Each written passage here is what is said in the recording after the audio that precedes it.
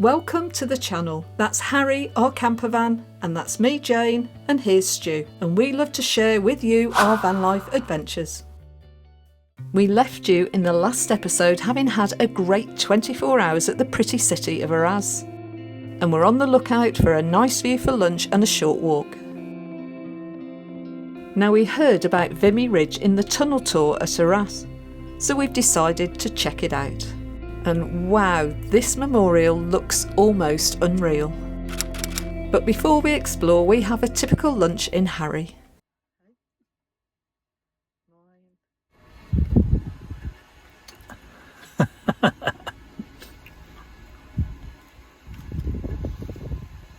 Stu, I never put any weight on. Yeah. I'm trying to lose some weight this time. Says him, eating brie. Stu tops our water tanks up with 12 litres of water.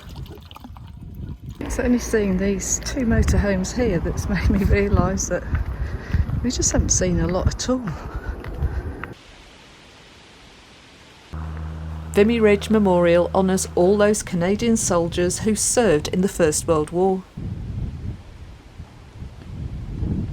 Work began back in 1925 and it was completed and revealed by King Edward VIII in 1936.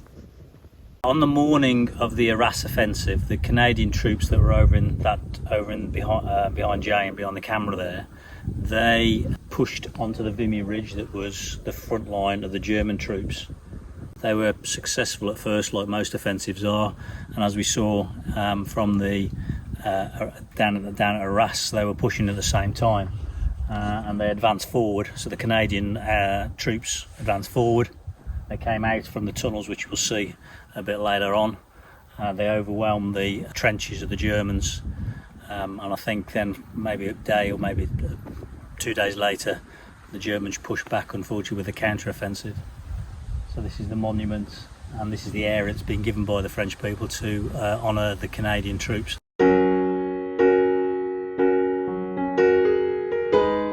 The area in parts has been left with the scars of the conflict, with shell craters clearly visible in the foreground.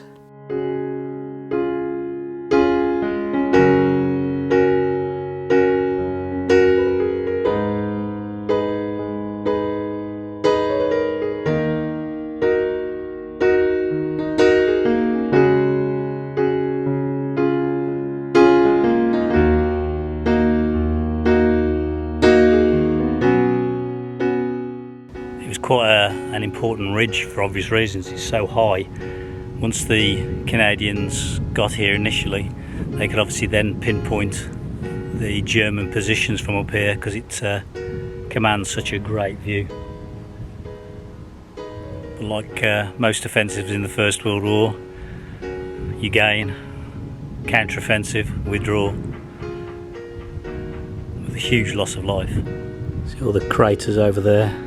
Obviously commanded a view, which is why it was so important, this ridge. I have to say it's a stunning sculpture, and it's just so well kept by the French and the common war graves, I think, who look after it. Absolutely a credit. So peaceful and so apt. When you think of the horrific scenes that must have gone on here, some, I don't know, 120, 30 years ago, which isn't that far away in history. Horrendous scenes. Yet now we got such a peaceful, beautiful place.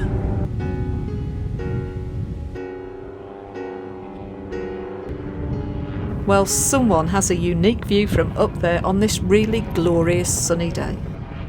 Over by the car park is the Centennial Park, which opened in 2018 to commemorate 100 years of the end of the First World War. At its heart you can see 100 Vimy oaks, and it's said that they were descendants from acorns gathered by a soldier who took them home to grow on a farm in Ontario.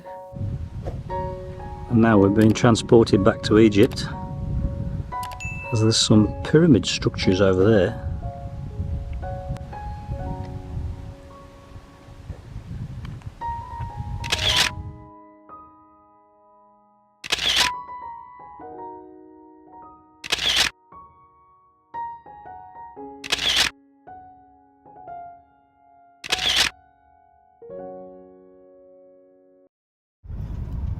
And whilst we're in the area, we decided to check out the visitor centre, which is just down the road. And now you start to see more shell craters all around.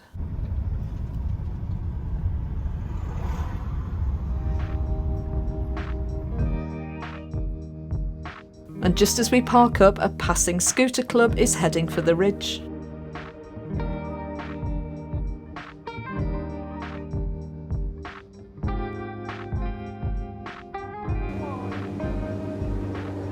It's a small museum, but they offer a free tour that's run by volunteer Canadian students. And this turned out to be a really great 20-minute tour of the underground tunnels and trenches. With us was just one other individual, visiting military sites. And he gave us a great tip to visit Ypres. So, we are now in the Grange subway system. 950 Canadian soldiers waited in low light on the eve of the battle. Now, does anybody have any idea what the walls are made of? It's kind of granite or... Chalk? Yes, is it chalk? Exactly right, it's chalk. That's top of the class for me, I guess. I must have been paying attention at yesterday's Arras tunnel tour. And now these were actually dug by Welsh miners that had come down. You guys will get to see something that not many others will. Oh wow. Yeah, so this right here is a deep fighting trench. These trenches were exactly what the Allied forces and the German forces would be digging in order to get up underneath one another. Plan mines, okay. Just over this crest, we will actually be able to perceive the German forces. They're loving life. Yeah, living the best life, aren't they?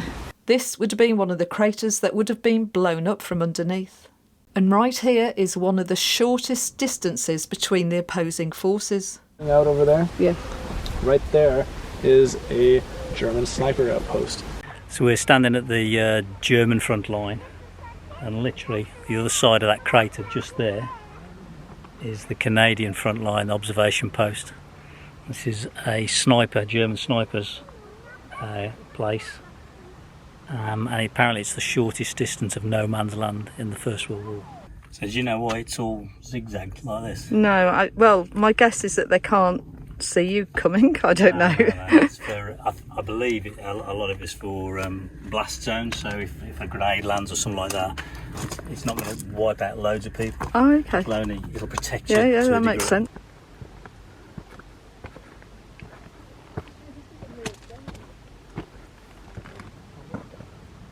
Here's an example of a sniper spot with metal plating to offer some protection.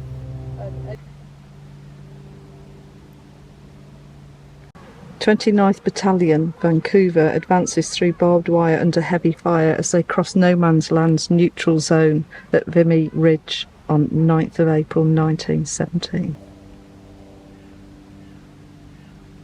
So in 1998 they were still finding mines. Colonel Watkins, who was a military explosives expert, disarmed a live mine 22 metres under this site.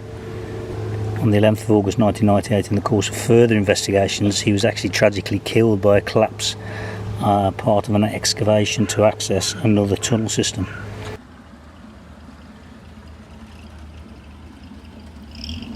And just as we were leaving, a couple of military reenactment vehicles came in. But we'd unfortunately missed about 20 or so go past earlier. We decided to head back to the memorial to see if they were still there. And we discussed Matt, the tour guide. I'm glad you asked him, because I was going to ask him if he was a history student, because this must have blown his mind when he came here, but you did ask him. No, he was apparently came over 3 weeks ago, and they put him for 2 weeks absorbing all facts and starting just general war. Then they focused down on obviously the Canadian battle side of things. So yeah, it's all new to him. He's loving it. He said he was soaking it up, so he was really enjoying it. Yeah, so much so, I didn't think if I asked him one thing, he wouldn't know the answer to. No, he was very confident with his answers, and because I thought if I'd asked him something off script, he wouldn't know it, but he did. Yeah. So where's this stop off at? Sorry, toilets. Which is this stop over? I just had to be zooming up on a map, looking around, and looked as though it was a possible stop. It might be up half a night, so I don't know. I didn't cross-reference it. So Oh, okay. I'll have a look and see. Well, they certainly got our attention. So the temperature's increasing, it's almost getting to about 29 degrees outside, so it's pretty hot and sticky. We need to go to the supermarket, but we only need to get one thing. So this turns out to be a hypermarket, and it's an Aladdin's cave. And well, I need a bit of retail therapy.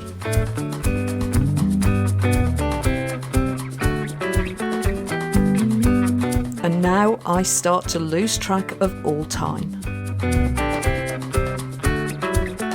Now, I don't need any of this stuff, but that's not really the point. So please tell me if you're the one that goes around the supermarket that you understand. Now that's cheap.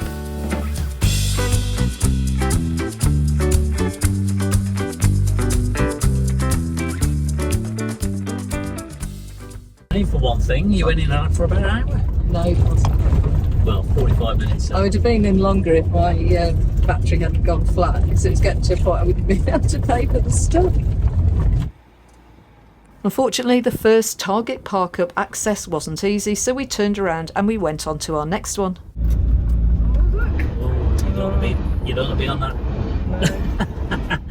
You'd be don't be there. You'd be back in her ass.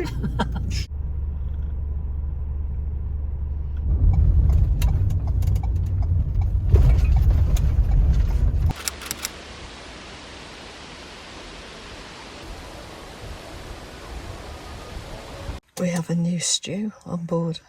I haven't got a clue where we're going tomorrow. I actually don't know where we are now, to be honest. Do I? D-O-U-A-I. Or do I not? Was where the French, you know, the main move, push on the offensive. Yes. That's where the French was in Doua, I think it is. So while Jane chills out and relaxes in Harry in the shade, I take a look around the Parkup that turns out to be a fisherman's lake area.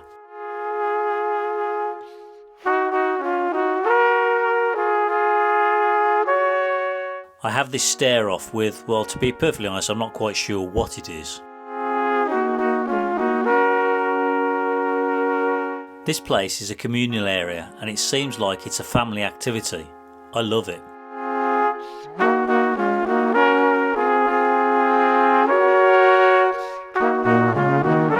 I must admit I don't get pole fishing as it looks cumbersome, but it's really quite popular. I actually think he's caught one. Now this took 20 minutes to land. He has more patience than me, to be honest.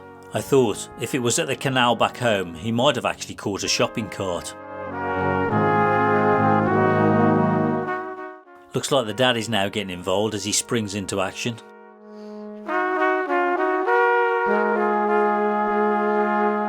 Well, it's definitely not a shopping cart.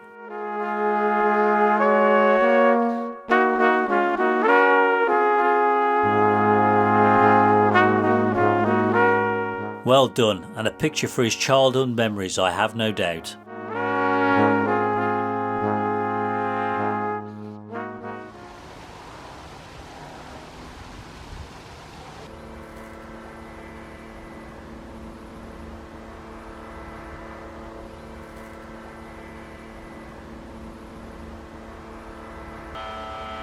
The late evening sun brings out a couple of hot air balloons as well as this powered paraglider. So tonight it's time for that fresh pasta that we bought at the market in Araz in the previous episode. So that's a £5 pasta per bowl.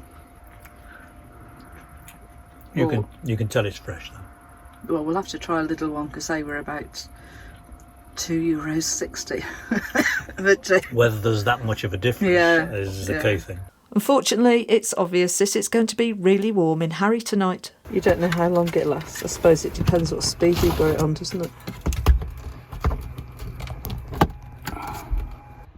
That's 2. That's a gale.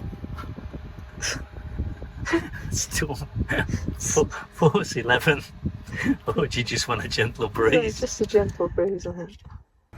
Do you want a high speed or not? No, I don't think so, because it'll last longer, won't it? I'm having a wash now. Oh, we won't be filming that. I'll be filming that. A big night in the van.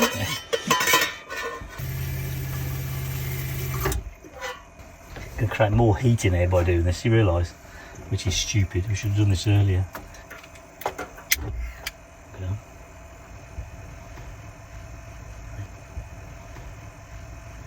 Looks like there's more than one spider. Looks like I'm going to have to go on the hunt again. Both sides. And we have a little bit of van envy for the 2 adventure vans that have stayed the night next to us. Where are we going? Well, there's a town not too far away, Dua, I think it is. We can park up there. There's a few things to see. There's a museum we won't be home today, but there's some nice buildings there. We can have a little walk around anyway. Misty morning start. Thought it'd been burnt off by now. Lifted and it seemed to have stopped. Is it supposed to be warm today? 29. Today? Wow. No, 27 today. 27. Still all that.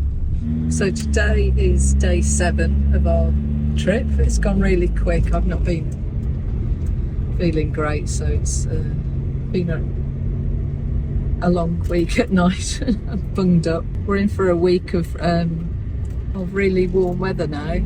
Today's Sunday, and as far as we believe, all the shops are shut on a Sunday, so which is a good job because I forgot and I just happened to have enough food for us to get through today, because we're buying by the day because there's so many supermarkets, not quite like the one I saw yesterday.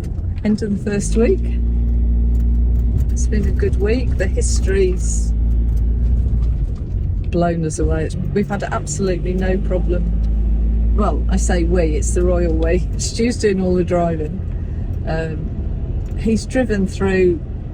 Obviously I didn't tape it because I was concentrating too, but some really busy areas. I take my hat off to him because I couldn't do it. But I think you're getting used to it, aren't you? Yeah, you just got to concentrate. There's been a few areas where it's still the priority where I'm hesitant. The only thing we're a bit wary of is that sometimes you'll be on a main road, but the people coming in from the right have priority. Yeah, we saw a bit of that yesterday, Yeah. but that's okay. I watched a little video now. I'm just more and more aware of it. So when we go into those regions, and I think you're just going to be aware of it more now. He said the other day, I don't know where we're going or where we're stopping, and like if you've been following us for a few years, you will know that that's not the Stu that started out in Harry. Do you think that's because you're retired now and you're just more at one with Harry, or? I think I'm a bit more relaxed just travelling in general. Obviously, France here are a bit different with the roads and that, but just trying to break some habits I've had for a lifetime. Yeah, that's just your natural way to be organised, isn't it? So I think we're going to leave it there for this one and join us in the next episode as we show you around Getaway. And we then catch a good vein of weather, so we slow right down and simply enjoy the quiet life.